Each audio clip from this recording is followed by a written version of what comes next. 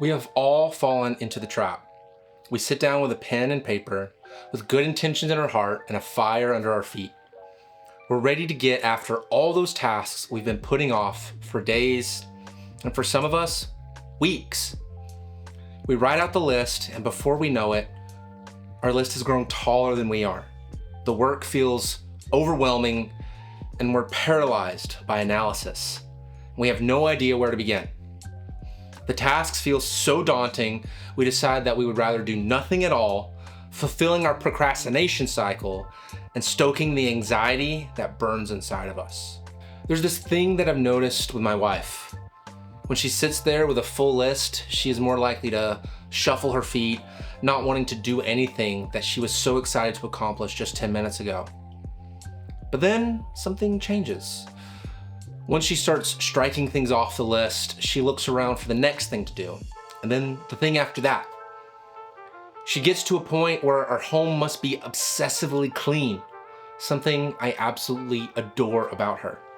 And now that I'm aware of it, it becomes entertaining to watch her start with being lethargic, not really feeling it kind of attitude, to being more energized and amped for more cleaning than when she started. This kind of momentum is contagious.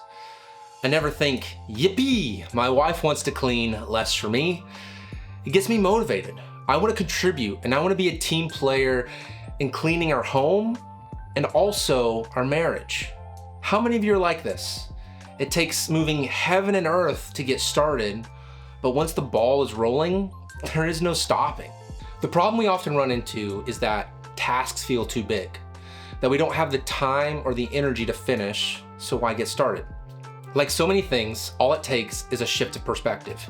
It changes read before bed every night into read one page, turns do 1 hour workout into get dressed for the gym. And it takes scripting 3 videos into writing a single point in your outline. When we break down our tasks and goals into these bite-sized portions, it helps us to do the number one thing that is holding all of us back: starting. And before some of you start typing away in the comments that you'll never get fit by just lacing up your sneakers, you're right. But this concept that James Clear has coined, the 2-minute rule, is not about finishing your goals. Habits and businesses are not built in 2 minutes. The ultimate goal is not finishing the task. It's getting started. It's the transformation from dusting a single bookshelf that turns into vacuuming the living room and then the rest of the house. Next thing you know, you're deep scrubbing the inside of your oven. You took those micro doses of what can I do right now and created momentum. When it comes to investing, paying off loans, starting that business you've been dreaming about, it's never done in a single action.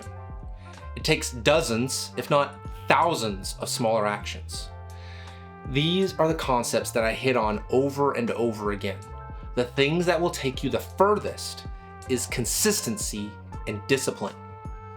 Doing something small every day will lead to you accomplishing things you never thought possible. I like to use my wife as an example as often as I can. Since we're still newly married, I find myself learning new things every day. One of the things we have talked about over and over again is, what is the moment we fell in love? And the funny thing is that neither of us can think of a single moment. It was many, many moments. The fact we saw each other, or at least spoke on the phone, every day. The little things we did for each other. The deep and meaningful conversations that took time to develop. We were not a love at first sight sort of love. Hilariously, we knew of each other a full year before we ever thought dating was a possibility. Your goals will likely not achieve themselves. The 2-minute rule is not a solution. It's a tool that is there to aid you when getting started just feels too dang hard. And feeling that way is completely justified. So let this tool help you make it easier. I grew up playing cello in orchestras most of my life. I knew if I came home from a rehearsal and I left my cello in the case, it would likely still be there untouched for next week's rehearsal.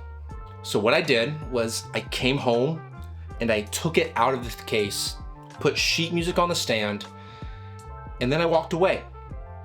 My goal was not to practice then and there. It was to make it as easy as possible to start. I would even set a 2-minute timer when I started to practice. If I wasn't feeling it, I would put it down and try again in an hour or so.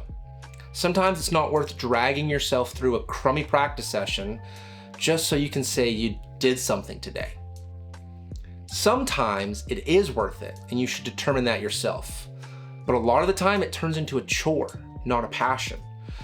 And I want to encourage you, if you don't love the work you're doing, you need to start kicking down some doors and exploring what it is that you feel like you are made to do. And it's harder than most people think, but that's what this channel is all about. I actually want to be here. I want to make things both for myself and with other creatives. The moment it stops being fun, you won't see me here anymore. This is creation out of passion, not for any other reason. I have a bad habit of turning hobbies into work, and I'm trying really hard not to let YouTube be another victim.